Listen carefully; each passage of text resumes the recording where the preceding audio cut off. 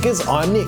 You may have seen that I've been streaming to Twitch for the last week almost every single night. Well, you probably haven't, let's be honest, but I've kind of become a little bit addicted to it, even if we don't get that many viewers at all. I just have a fascination with broadcasting live interactive content. If you haven't subscribed yet, make sure you hit that button right now and turn on that little bell to receive notifications. We upload multiple times per week, so yeah, make sure that you are subscribed. Also, we have a Discord community, and I know I keep saying this in the intros, but yeah, come and join us and have a chat with us. We are really nice people. The link to that is down below as well. So as kind of a preventative measure to questions that really haven't been answered yet, I'm gonna answer them anyways. Well, not really answer them, but sort of take you on a Twitch streaming setup tour and show you how we do it.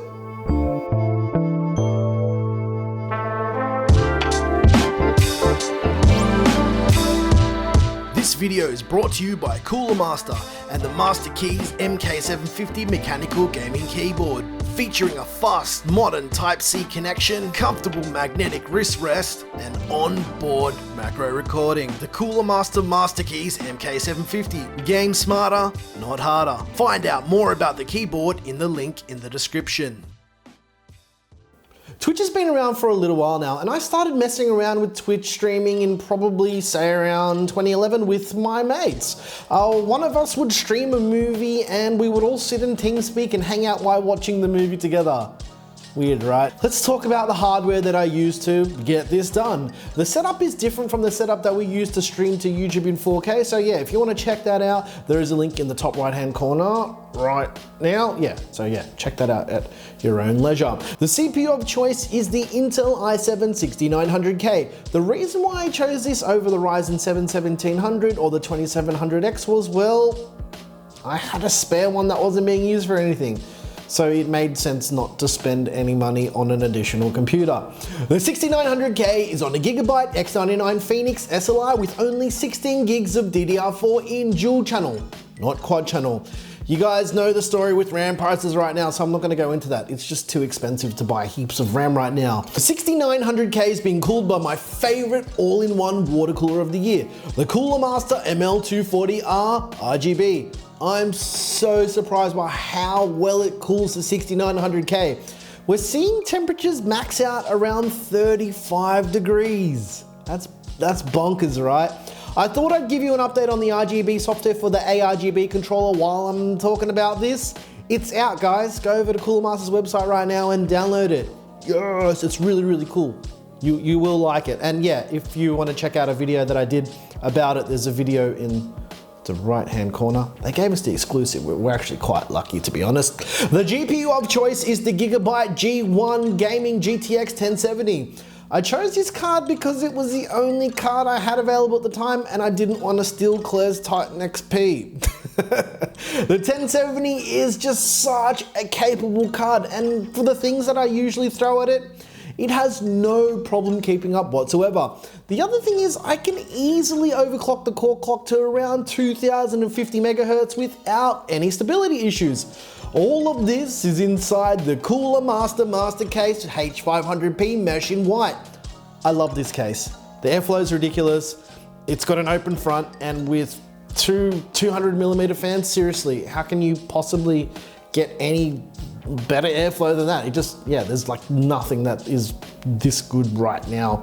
The cable management on the H500p mesh is one of the best I've seen in any case as well. Well, what I mean is you don't have to do any cable management. You can just smash all the wires under all the covers. So yeah, it's kind of a cheat for cable management, but also really good for people who don't have that much time and don't really care about how their cables look on the backside.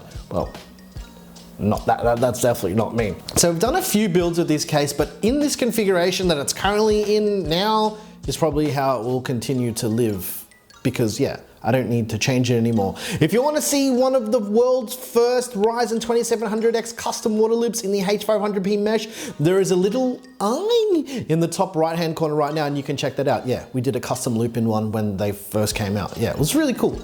Anyway, the monitor, or in my case, the monitors, are really important to any streaming setup.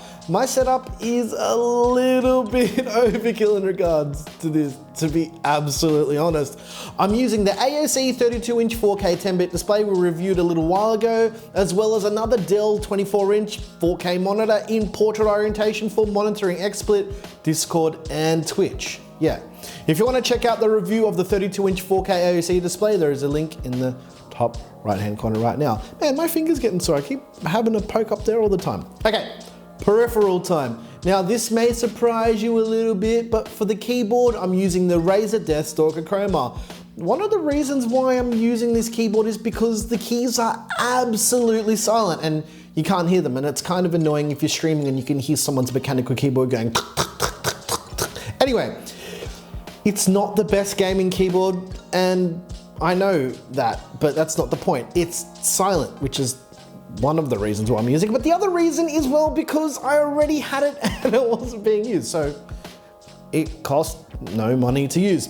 The mouse is kind of the same story. I'm using the Razer Death Adder Chroma. The reasons, yeah, like I said, they're pretty similar. I had it laying around, so it cost nothing, but also, and this is a really big one for me, it feels very, very similar in my hand to my daily driver, the Cooler Master Master Mouse ML530. Yeah, they've got like a similar shape, but the Cooler Master one is a little bit narrower, which is actually a bit more comfortable.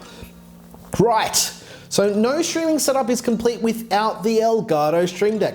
I've talked about it so many times on the channel, but like you really, really need to get one for streaming, and it's one of the coolest bits of tech I've used in forever. It literally does everything it's supposed to do, and it does it stupidly well. Like seriously, this thing is so cool. And the thing that I love about the Stream Deck is every like month or so they're adding new features. And yeah, like stuff that they didn't initially say it was gonna be able to do. So yeah, thanks Elgato for keeping us happy, I guess. All of this is sitting on probably the best mousepad I've used so far. And I'm saying so far for a reason, because we're working on something that we can't talk about it yet. The mousepad is the Glorious PC Gaming Race Glorious XXL mat. Man, that's a bit of a tongue twister. It's huge and it fits like the keyboard and the mouse on top of it. And yeah, did I mention that it's huge? Like seriously, this thing is really massive. The webcam situation literally changed just before this video was being made. I was using the Elgato HD60S with a Panasonic Lumix GH5, but let's be honest, for Twitch streaming, that's a tiny bit overkill. And I even thought about using one of our Lumix G85s, but that's also just way too overkill. So I went for the actual webcam route. We're now using the Logitech C922 Pro Streamer. It's pretty good for what it is, let's be honest. The only thing that people complain about is the autofocus, but here's a tip for you. Use manual focus. I reckon I need a t-shirt with that on it, because the amount of times I say that to people who complain about cameras is, it's getting out of hand. As far as webcams go, it's pretty good. But as fate would have it, the webcam market for the past 5 years has been pretty stagnant. We did consider the Logitech Brio 4K, but the extra overhead for Twitch streaming, well, it just wasn't worth it. Next to the C922, I've actually got an LED panel that I've mounted on the top of my monitor from the studio. And I use this for obvious reasons, because I like to keep my office nice and dark, and yeah, this thing needs to be illuminated. Okay, let's talk about audio. For the audio interface slash mixer, I'm using the Behringer NX Q1202 USB. It's got phantom power, it's got really good preamps, and the price is right. It's right on the money. The only issue I've encountered with it is I can't do any type of side talk audio, but that's to be expected for a mixer that is just that cheap. The video that we did on the Q1202 USB was actually the first video that we made for Gear Seekers. You can check that out in the top right-hand corner right now. The microphone I'm using is the Presonus M7 condenser.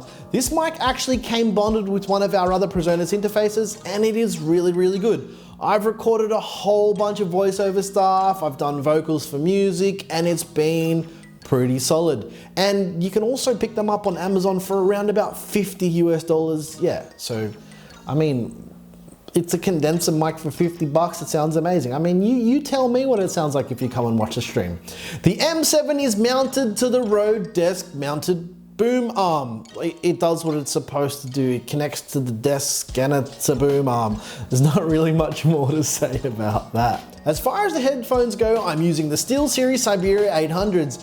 These are awesome, and they also fit into my favorite category of not using software. I've spoken about this headset in the past with nothing but praise. They sound amazing, they're super comfortable, and they're wireless, and they accept multiple inputs. However, they're not cheap. Lastly, the software. I use XSplit. XSplit is better suited to my needs, and I know it inside out and back to front. That being said, I'm doing things a little bit differently than I used to. XSplit has integrated the NewTek NDI protocol that allows you to send your video feed from XSplit to any computer on your network that can connect to an NDI stream. Okay, that time it made sense. Well, what does that even mean? Well, basically, my streaming setup doesn't directly stream to Twitch or do any encoding. It sends the frame data to the mighty Threadripper machine, which is also running XSplit, and the Threadripper machine does all the encoding and streaming to Twitch. It adds an additional maybe 1 to 2 seconds of stream delay, but that's not an issue at all. This allows me to run games at a high native resolution, which makes my experience better, and it doesn't impact on the viewer's experience either. Everybody wins, let's be honest. If you're interested in grabbing anything in this video, there are links down below in the description. Also, I wanted to mention that we're drawing the winner of the Cooler Master Keys MK750 giveaway in a few hours, and the winner will be announced in tomorrow's video, so make sure you're subscribed with notifications turned on. I think that's all from me, guys. I've done a lot of talking today. If you have any questions, please drop a comment down below or join us on our Discord community. If you like this video, please like and subscribe. If you didn't like this video, you know what to do, and just tell us what you didn't like about it. Once again, thank you so very much for watching. I'm Nick with Gear Seekers. You peek, we seek. And I feel like this is probably one of the longest videos that we've done in a very, very long time. I don't know why I'm doing that voice. Or the hand. Yeah.